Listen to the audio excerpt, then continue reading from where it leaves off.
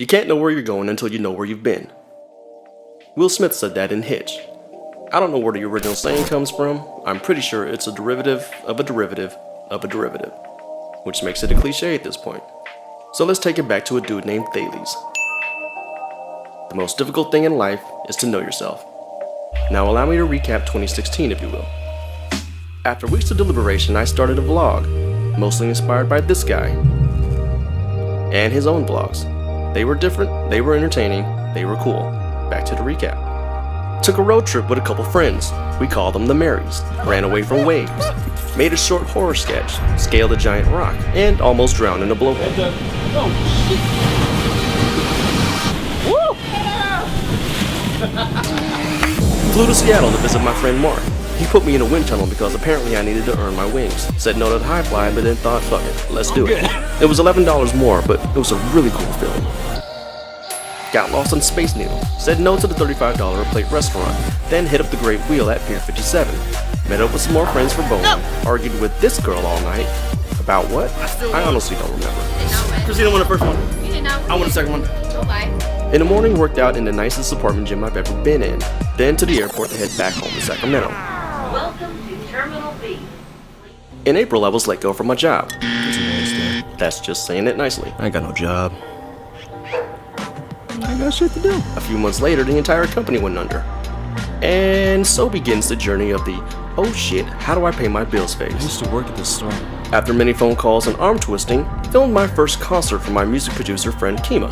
He liked what I did, but I thought it looked like shit. But to be honest, I think all of my work looks like shit.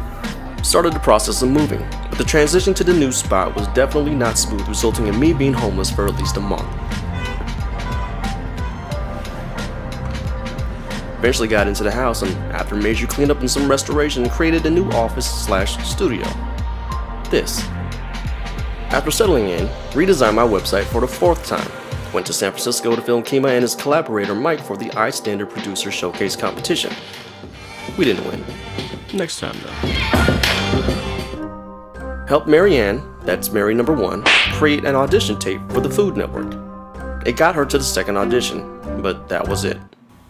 Next time though. Celebrated my birthday. Or not celebrated my birthday. I did create the most personal vlog episode to date about being old.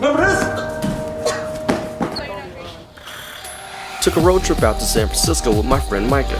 He needed pictures for his photography portfolio. We took pictures of a creepy rock, met a friendly dog, almost died in a one-way tunnel, Oh shit! break danced at the Golden Gate, and ate a $25 lobster roll.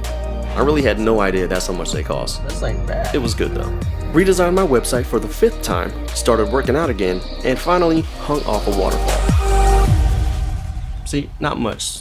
That's a lot more than I normally do in a year. Now, let's take it back to the quote that I had at the beginning. The most difficult thing in life is to know yourself. So when I look back at this last year, what do I take from it? Riding an electric skateboard and recording myself is difficult and dangerous. And also a lot of fun.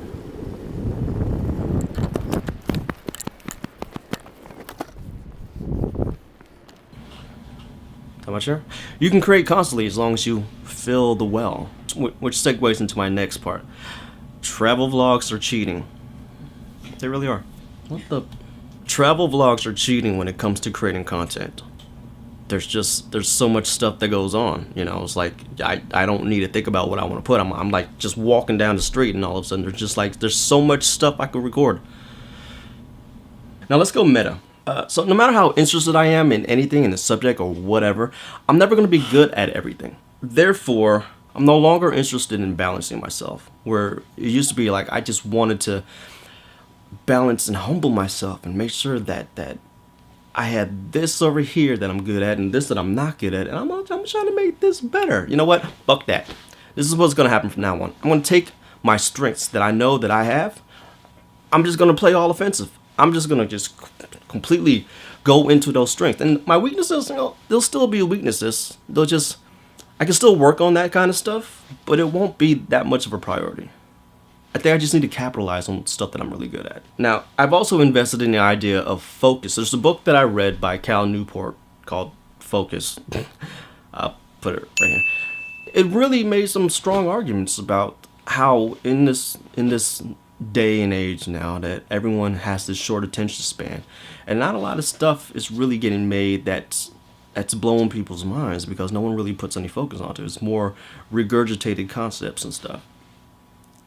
So I've adopted this whole focus thing. If you guys are friends on my Facebook, you'll know that I talk a lot about focus, and I think in my experiments it has churned out a good wealth of activity.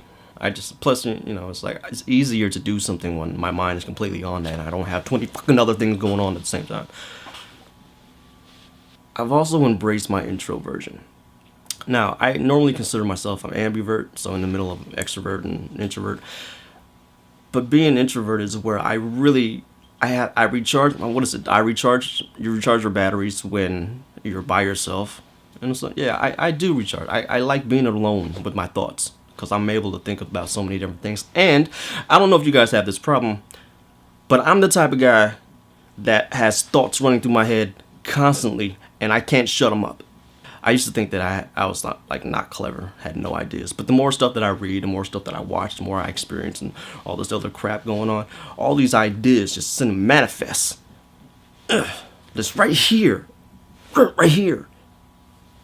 And I can't go to sleep sometimes because of it. It may sound really stupid, like, well, why wouldn't you want to have good ideas? I want to have good ideas. I just don't need them to be in my face 24/7. Hence, I've also started journaling. I started to put stuff in, where did I put it? Well, here's my old journal. This is where I put all the knowledge that I accumulate throughout the years. Then I just got this, and I'm going to be using this to put other more specific craft techniques knowledge in it. And maybe other stuff. Oh, now it's actually my next part, so I've already talked about it. And the last thing is,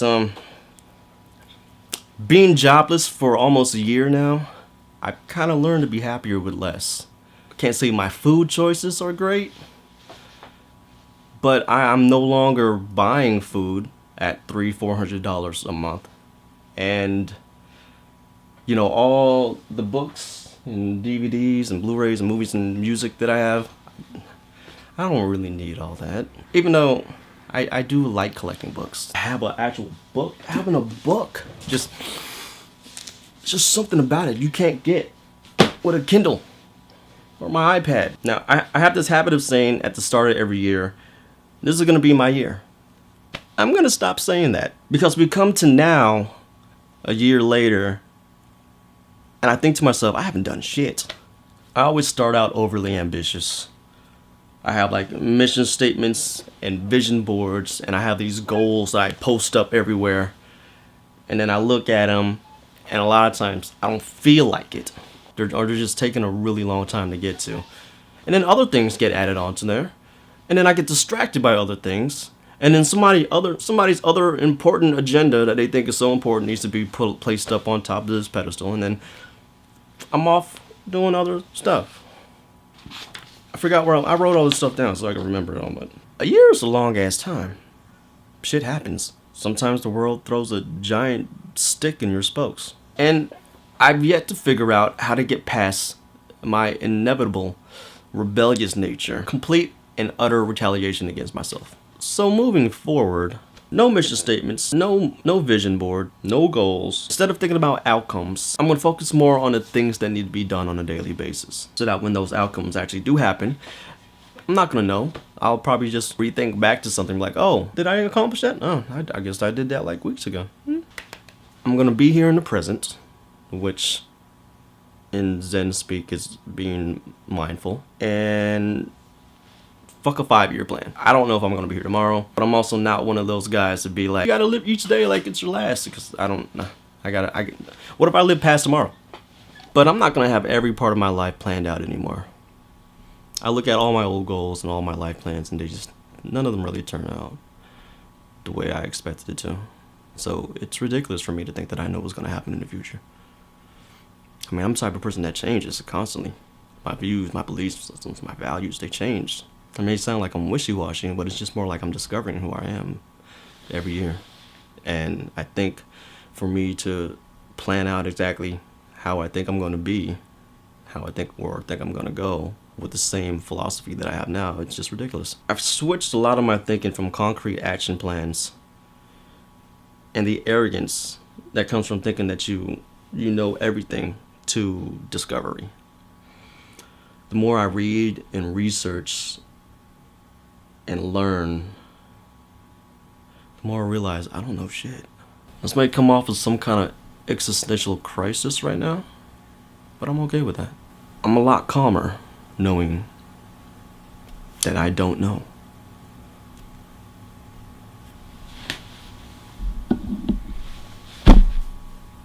I'm more interested in seeing what happens next.